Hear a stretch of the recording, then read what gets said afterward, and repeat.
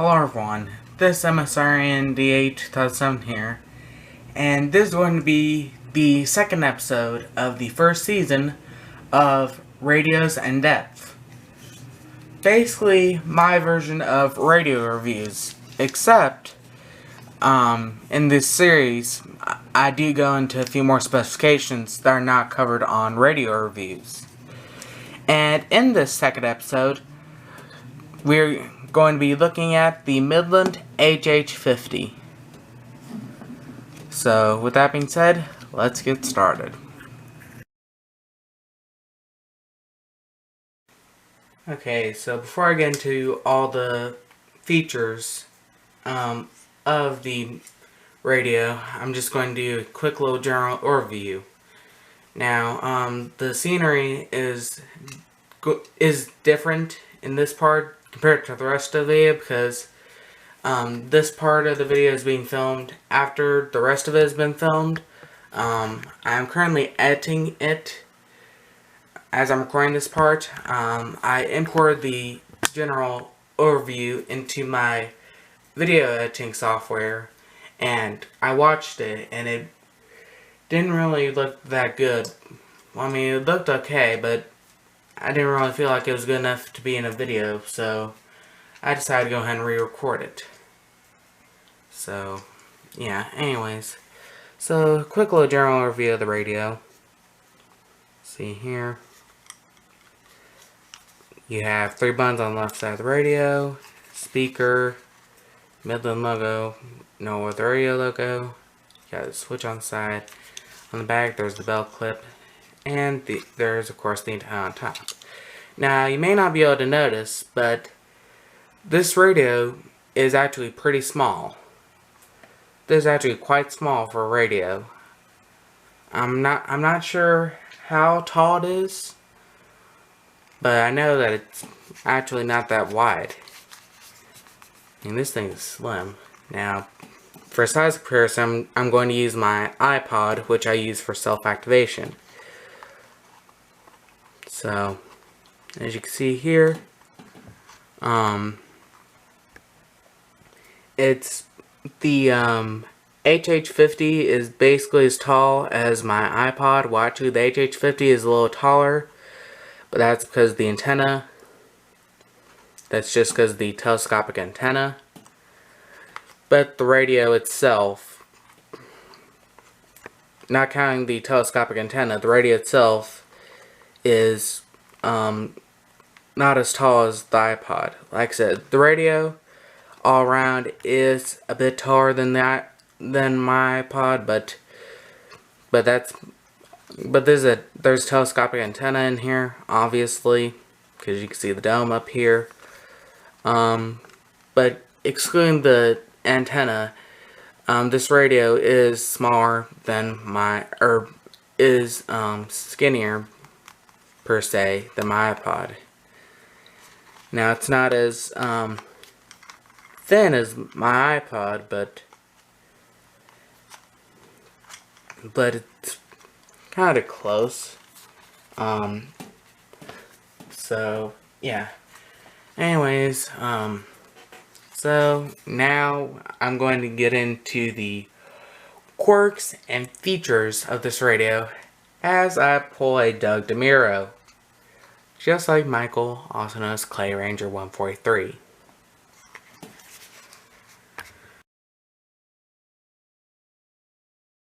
So the Siren Test on the Midland HH50. What you do is you either put the radio on, you either turn the radio to on or alert, and then to test the siren, you click the test button here on the side. So, here we go.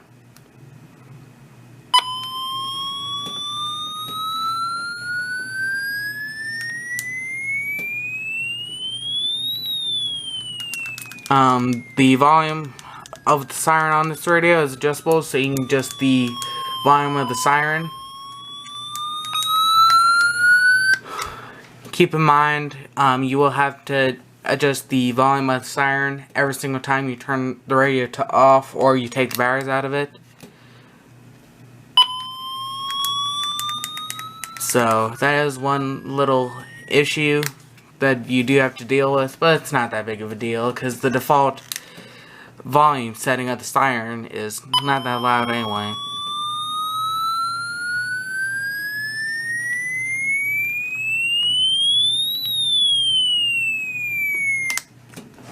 I mean, that's not too loud. It's about as loud as probably the WR300 on low, or I can tell you right now, it's definitely not as loud as the WR120 or the WR100 siren. It's probably about as loud as the 12590. It's probably about as loud as the siren on 12519 when it's on its lowest setting. So, yeah. Anyways, so the next feature will be the buttons and slider controls. So the buttons and slider controls on the Midland HH50. There aren't that many buttons or slider controls on this radio. In fact, there are only four controls. There are 3 buttons and 1 switch, slider switch.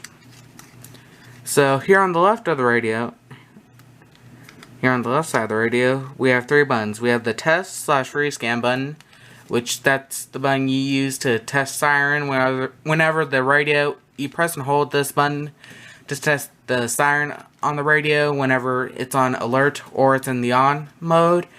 And then whenever it's on, you click this, you just click the button and it'll rescan and it'll select the best, the channel with the best reception.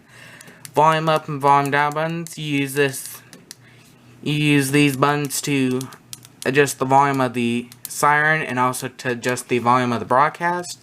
And on the right here we have our slider switch, which has 3 positions: off, on, which turns on the broadcast, and the alert, which basically puts the radio on voice mode. And I'll get into that in a few moments. But when you have it on alert, the radio basically acts like other radios in that monitors the broadcast, but then actually play the broadcast. So, yeah.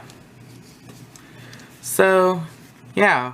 So I'll go and get into the next feature of the radio, which is the antenna.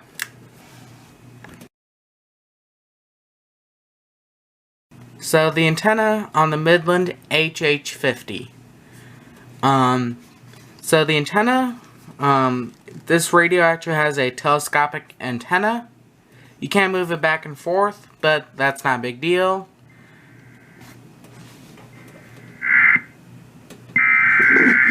And there's an alert on WJON.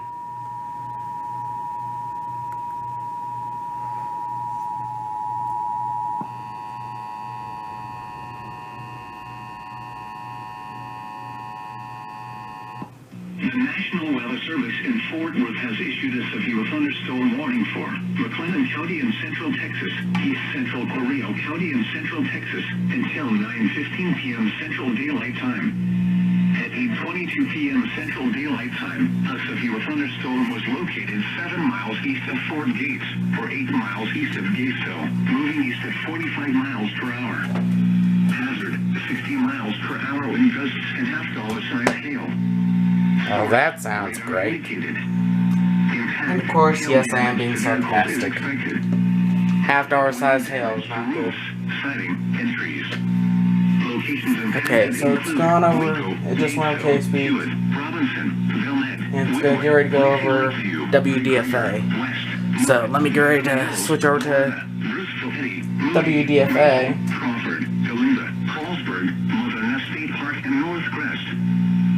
Includes Interstate 35 between mile markers 317 and 352.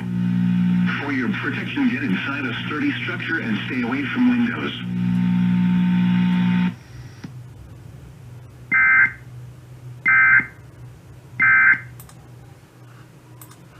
Switch to WDFA. Copyright music. Anyways. So already, this episode of Radios in Depth has kind of turned into what was that? The review of the Midland WR400 version 2 on Radio Reviews. If you have watched the review or the Radio Reviews episode where Michael, also known as Clay Ranger 143, and Nicholas, also known as Thunderblade 1, review the Midland WR400 version 2, then you'll know that during that episode, I believe they caught Michael, also known as Clay Ranger 143, caught his first Special Marine. Oh, I am so sorry about that. The battery on my camera just died, and it's flashing its battery icon again, but hopefully I'm going to get through here before it decides to die again. Anyways, so the antenna on the Midland HH50, it has a telescopic antenna with 4 links, and then of course there's a black piece of plastic that protects it that actually has the Midland M, which, if you didn't know, the M in Midland is shaped like the Midland WR10. So, yeah. So, getting into the next feature of the Midland HH50, the reception.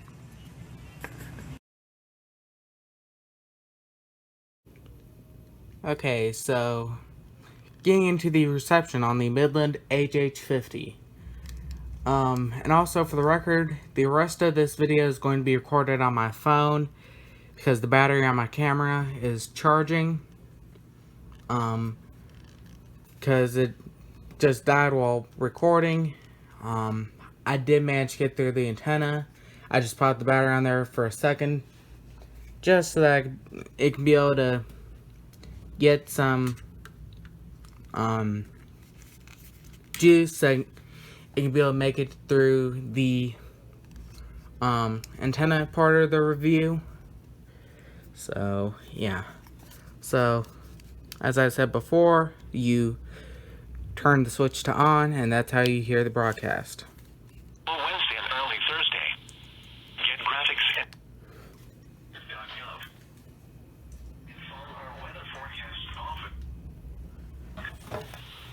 at Oklahoma City. The sunset this evening occurs at 7:44 p.m. Central Daylight Time, and the sunrise in the 29 a.m. Central Daylight Time. Significant weather advisory for South Central Potawatomi and Central Seminole counties until 9 p.m. Central Daylight Time. At 8:34 p.m. Central Daylight Time, a strong thunderstorm was located near St. Louis, moving northeast at 55 miles an hour. What? Hazards include wind gusts to 50 miles an hour. From the Norman forecast offers, Well, I suppose there's a St. Louis, Oklahoma. surrounding area. Showers of scattered thunderstorms through the night.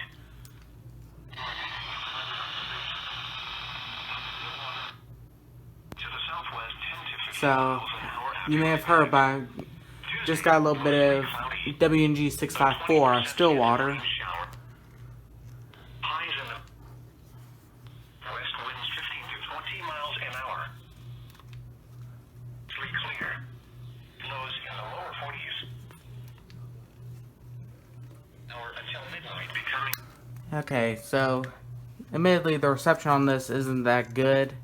Well, I mean it is, but unfortunately you can't select what channel it's on. In fact, you don't even know what channel it's on until the station broadcasts its station ID, which that varies by station. All of the, I know that WXK5, WNG 654, KJY95, and KJY94 all broadcast their station ID every 15 minutes. At the top of the hour, a quarter of the way into the hour, so it broadcasts every 15 minutes. So like at 6 p.m., 6:15, 6:30, 6:45, 7 p.m. So yeah, and also occasionally you may hear a live station ID. Although I don't think that they're actually doing it live, because every time it's done, it always sounds the exact same. So I think it's a pre-recorded station ID. The human station ID is pre-recorded.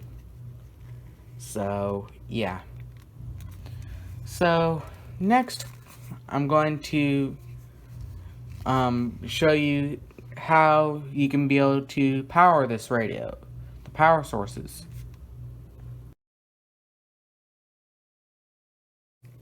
So, the ways you can be able to power the Midland HH50. Now, there's one way and one way only that you're going to be able to power this radio, and that is by 3 AAA batteries. Now, I wonder how this is going to go. Oh, stuck. Trying to get this clip out of here. Why won't you get out of there? There we are. Sorry about that. I was trying to get my phone tripod. Well, not really phone. Not really phone tripod, but this phone stand.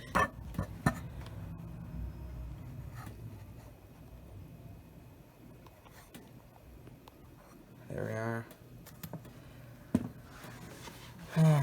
Admittedly, I probably should be wearing my watch, because if I'm wearing my watch, I could be able to view what the camera on my phone is seeing. But it's not a big deal. So it's easier to take the belt clip off to remove the batteries, but you don't have to. You can probably get the batteries in there okay with the belt clip on, but then make getting the battery cover off and actually taking batteries out easier. Now, this HH50 came with these batteries from the seller. I believe these are the batteries that you actually get when it comes new in box.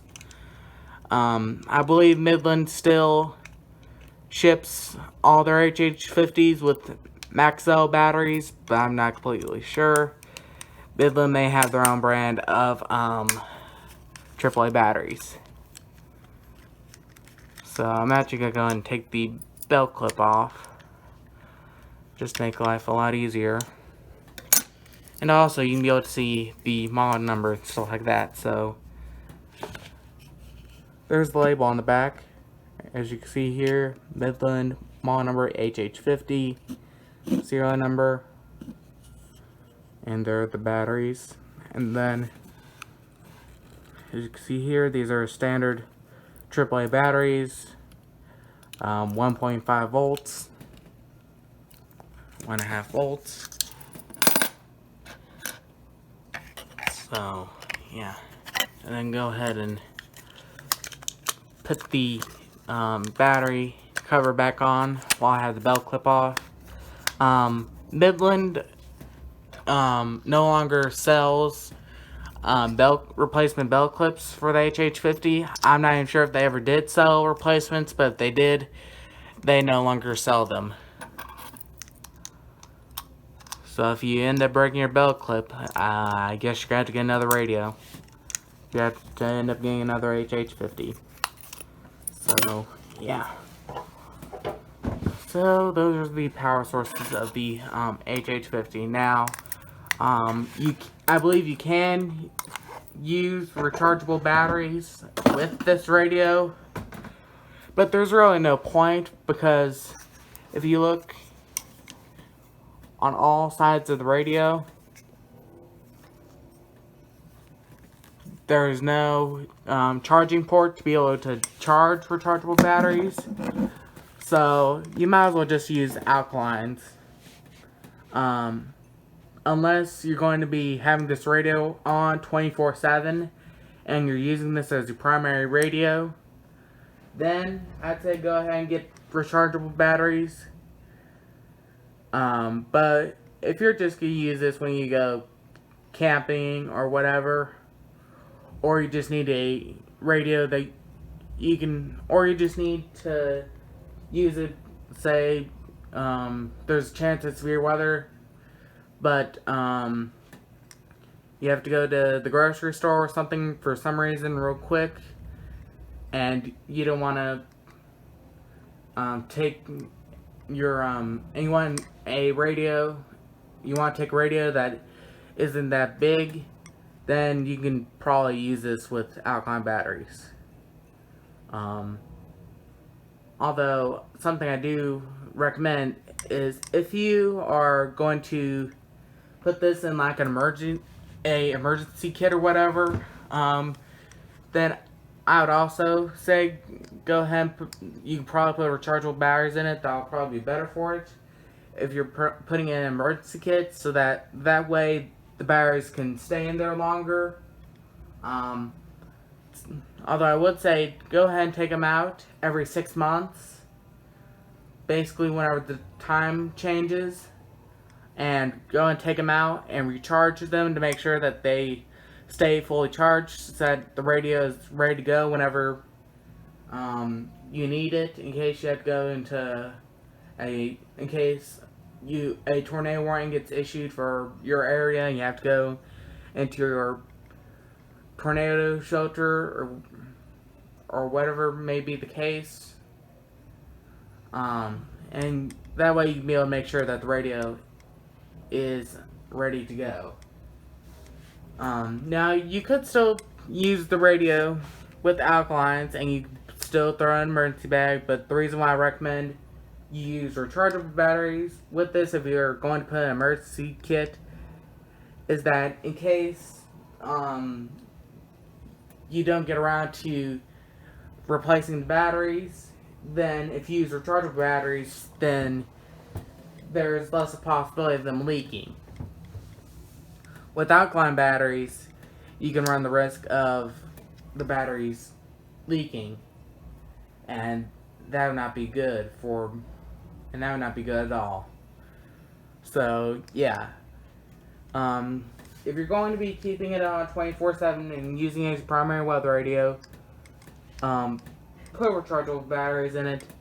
If you're just going to use it when you go camping or whatever, or like say you're going to, or if there's severe weather possible, or there's already alerts in effect, but you have to go out and get something real quick, and you don't want to take a big, huge radio, and you don't want, or you want to take a radio that you just throw in your pocket or whatever, and you decide to take this, just use alkalines. And if you're going to throw it in an emergency kit, then go ahead and use rechargeable batteries, so that in case you forget to change the batteries, you have less of a risk of the batteries leaking. So yeah. Anyways, now to get into the final feature of this radio. Well, not really the final feature, excuse me. Now I'm going to give my final thoughts on this radio.